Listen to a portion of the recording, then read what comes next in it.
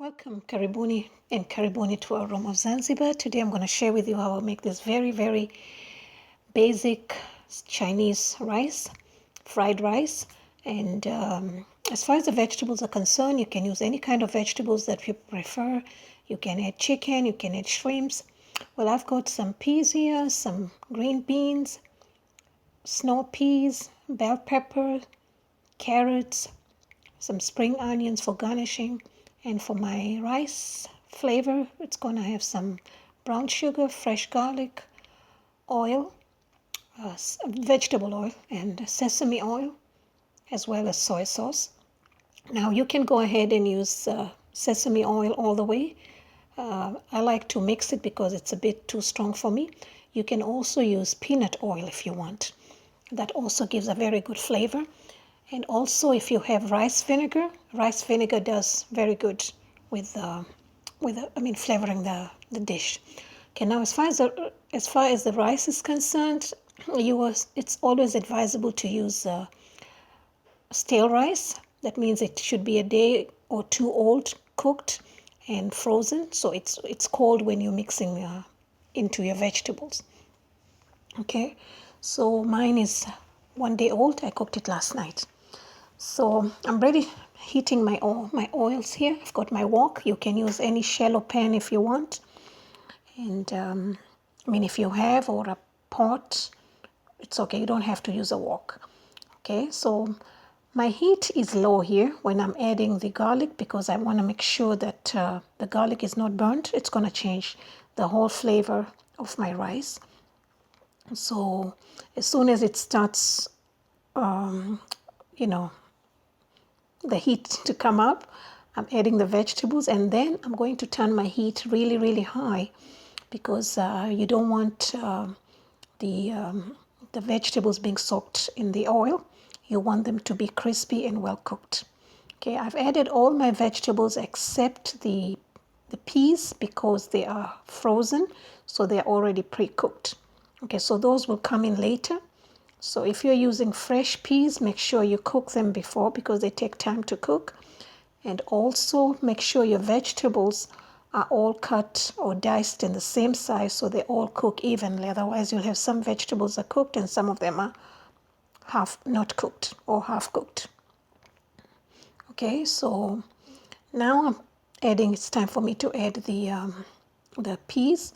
And if you want to add shrimp or anything or chicken, you can go ahead and do it now.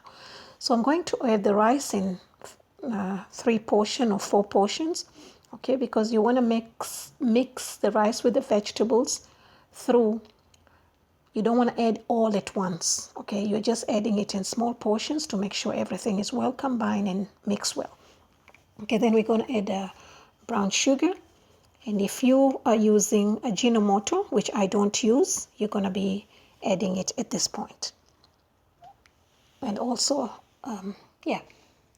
so since the rice is cold, it's not going to break or be mushy. It's holding its shape. So my rice is still going to be in single grains. And also you can use any long grain rice. I'm using basmati today since, that's what I have. But most of the times I really don't use basmati for the Chinese fried rice. Okay, so we're adding sugar again.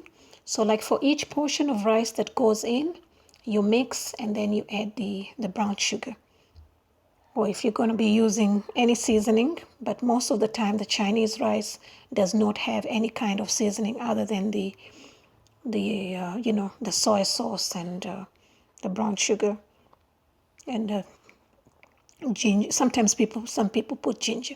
This is a very old recipe that I have from a very, very old book that I had in the 1980s. And ever since I've been cooking my rice this way.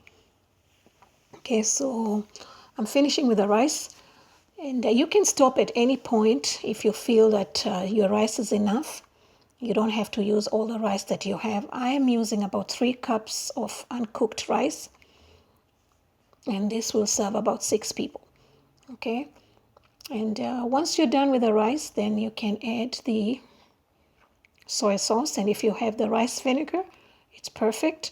I'm using only about 2 teaspoons of soy sauce. You can add more if you want. I don't like my rice being soaked in soy sauce.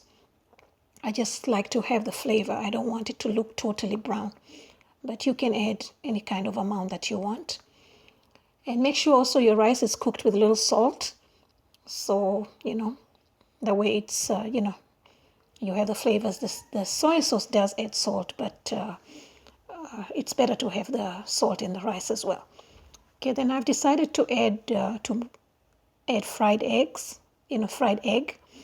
You can add the eggs before you add the soy sauce, but I've noticed my eggs get soaked in soy sauce and I don't like it. I like my eggs to taste, to have their own taste.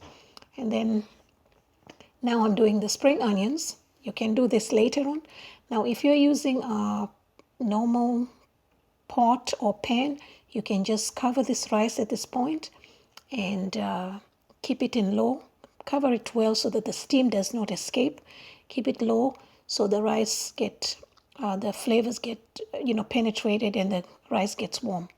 Okay, so I'm putting it in a serving dish and I'm going to put it in the oven at 300 for about 20 minutes to get it well. It's already cooked, so you just want the flavors to come through. And of course, you want to eat warm rice, hot rice rather. Okay, so now it's ready and I'm ready to serve. Now you see, because the rice is cold, it's maintained its shape. My grains are single and yet not dry because the steam, keep the moist, makes the rice moist, okay? Keeps the moisture, rather. So, well, that's about it. And I'm going to garnish this with a little bit of spring onion. And my rice is beautiful and very delicious. So thank you very much. For more recipes, please visit me at Aroma of Zanzibar.